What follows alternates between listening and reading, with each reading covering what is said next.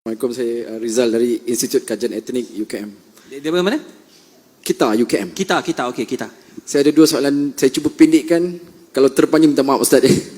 Nombor satu, kalau dalam konteks kesatuan ummah, cabaran dan harapannya, kalau kita berbicara tadi untuk menyatukan orang mazhab-mazhab yang ada di dalam Islam sebagainya, bagaimana kalau kita nak menyatukan aliran-aliran lain di dalam Islam seperti Syiah, Wahabi dan sebagainya bersatu bersama kami dalam konteks Islam?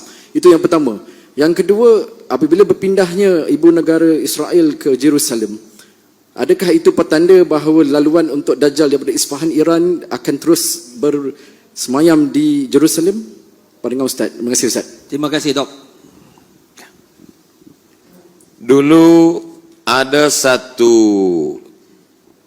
subjek di Al-Azhar namanya At-Tayyarat Al-Fikriyah Al-Mu'asirah, aliran-aliran pemikiran kontemporer dalam Islam, mengkaji satu masalah bahwa Israel tetap melakukan 5 hal untuk menunggu Mesias, juru selamat yang mereka tunggu-tunggu sampai hari ini. Karena menurut mereka juru selamat itu belum turun sampai hari ini. Yang pertama, semua Yahudi mesti kembali ke bumi yang dijanjikan Tuhan.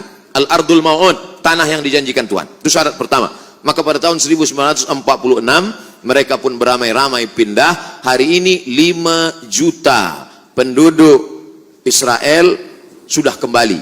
Yang dari Maghribi, yang dari Rusia, yang dari Europe kembali. Dengan syarat ibu, sebab mereka melihat nasab ini dari puak ibu. Yang kedua, mereka dulu pernah dihancurkan pada masa Kaisar Nebukadnezar yang menghancurkan Temple of Solomon. Maka mereka mesti membalaskan sakit hati terhadap Nebukadnezar. Kampung Nebukadnezar adalah Babel, Babilonia adalah Irak sekarang. Oleh sebab itu Irak mesti dihancurkan. Itulah makanya serangan kepada Irak ini terus bertubi-tubi hingga hari ini. Yang ketiga, bahwa bumi Palestina mesti hijau. Sebab syaratnya Mesias itu mau turun ke bawah kalau dia hijau. Agak-agaknya Mesias itu dari atas langit dia tengok, dah hijau atau belum? Bila hijau aku baru turun. Apa yang hijau itu? Itulah dia pohon gharqad, syajaratul gharqad. Dan itu ada disebut Nabi SAW. Apa kata Nabi SAW? Nanti batu pun akan berbicara. Ketika bersembunyi mereka pada perang besar di akhir zaman itu di belakang batu, batu akan berbicara. Ya Abdullah, hadza Yahudi khalfi faqtulhu. Wahai hamba Allah, ini di belakangku ada Yahudi, bunuhlah dia. Kecuali satu, kata Nabi. Apa itu? Syajaratul gharqad. Subhanallah, Masya Allah. Bila kita sampai nanti, saya sampai ke satu kota yang dibelah menjadi 2, sebelah punya Mesir, sebelah lagi diambil oleh Israel. Saya tengok dengan mata kepala saya sendiri, pohon-pohon gharqad mereka tanam menghijau seperti pokok pines. Lalu kemudian yang kelima, bahwa mereka mesti menguasai yang pernah dikuasai oleh Sulaiman dulu. Maka itu disebut dengan Great Israelian, Israel Raya, Israel besar. Mana batasnya? Dari 2 sungai, dari sungai Nil di Afrika hingga ke sungai Efrat di Irak. Maka batas negara mereka itu adalah 2 sungai.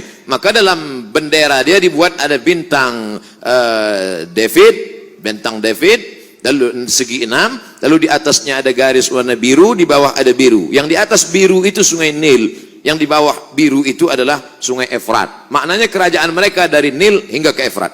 Yang kelima, kalau nanti mereka berkuasa di dunia, maka selain daripada mereka akan menjadi ghaim. Ghaim itu adalah keledai tunggangan.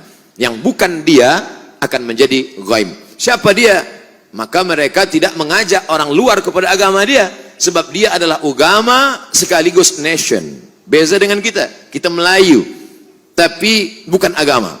Beza dengan mereka. Mereka adalah Yahudi sekaligus sebagai agama. Maka yang bukan mereka, bukan golongan mereka akan menjadi ghaim, keledai tunggangan.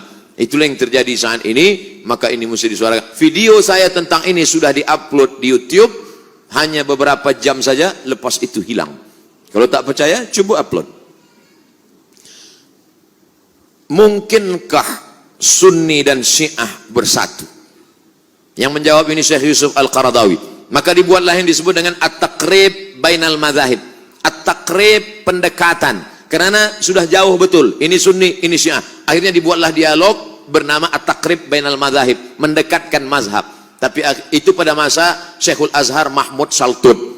Berlanjutlah kepada Syekh Yusuf Qardawi. Kata Syekh Yusuf Al-Qardawi, akhirnya saya tak sanggup. Kenapa? Mereka mengajak takrib bainal madzahib, tapi sebenarnya mereka sedang melakukan tasyyi'us sunnah, mensyiahkan ahli sunnah. Di mana letak perbezaan kita dengan mereka? 5. Yang pertama, mereka berkata selepas Nabi SAW meninggal, dunia ini dipimpin oleh Sayyidina Ali.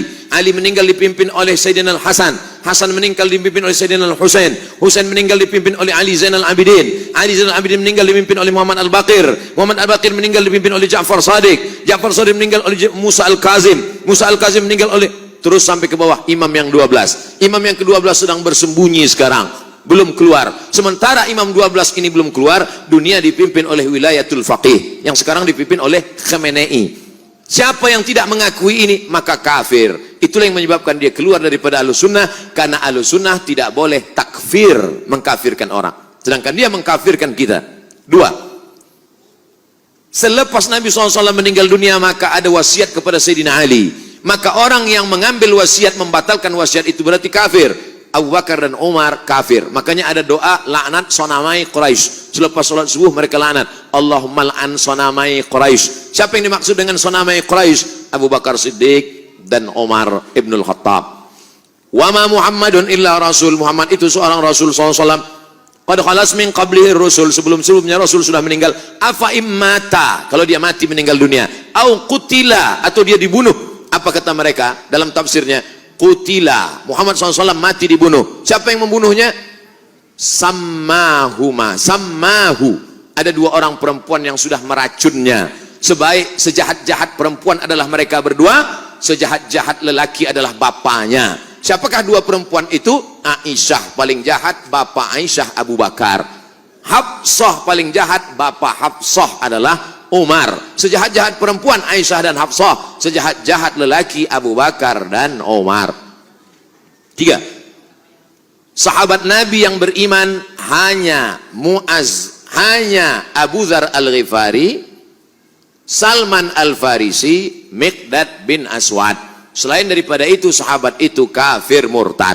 Sedangkan kita Ahlussunnah berkata as-sahabah udul. Abu Bakar Siddiq radhiyallahu an, Umar bin Khattab radhiyallahu an, Ali bin Abi Thalib radhiyallahu an. Sedangkan mereka mengatakan la'natullah alaih. Yang keempat, mereka berkata bahwa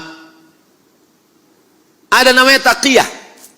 Kalau kebetulan yang hadir ini ramai adalah Ahlussunnah wal Jamaah, maka ketika dia ditanya, engkau Syiah apa Sunnah? Dia akan berkata, ana Sunni. Sebab yang banyak ini Sunnah. Tapi kalau yang di sini yang datang adalah Syiah, ditanya, awak Sunni apa Syi'i? Ana Syi'i. Ini namanya taqiyah. Kalau yang kebetulan datang 50-50, 50 Sunnah, awak apa? Ana Sushi. Sunni Syi'i. Taqiyah. Dalam Islam tak ada taqiyah. Sedangkan mereka mengatakan at-taqiyah minad din. Taqiyah ini minad din. Siapa yang tidak bertaqiyah maka dia tidak beragama. Tidak beragama Syiah maksudnya. Yang kelima, mereka memahamkan ada akidah mereka disebut dengan mut'ah. Hari ini mut'ah luar biasa. Berapa banyak orang terkena penyakit. Seorang doktor medikal di Bandung, dia buat dalam buku, dia tulis buku itu. Dia bercerita bagaimana seorang perempuan yang memakai niqab, memakai cadar, datang tapi dia terkejut. Kenapa terkena, maaf, penyakit sipilis. Kenapa terkena sipilis? Rupanya ikut jamaah. Terlalu banyak guna fan drive, kena virus. Oleh sebab itu maka kita tidak mungkin bertemu. Nata'awan fi mattafaqna. Mari kita bersama menjaga persatuan umat pada golongan antara Hanafi dengan Maliki, antara Syafi'i dengan Hambali, antara Ahlussunnah wal Jamaah. Tapi kalau sudah kepada Ahlul Bid'ah, maka dalam hal ini mesti, alhamdulillah, Malaysia merupakan kerajaan yang tegas dalam bidang ini. Saya amat sangat bersyukur kepada Allah, kerana dalam tazkirah saya mengambil fatwa. Saya ambil fatwa dari Selangor, saya ambil dari fatwa Mufti Johor, saya ambil. Bila umat bertanya, ini bukan fatwa Abdul Somad, ini fatwa dari bumi Melayu.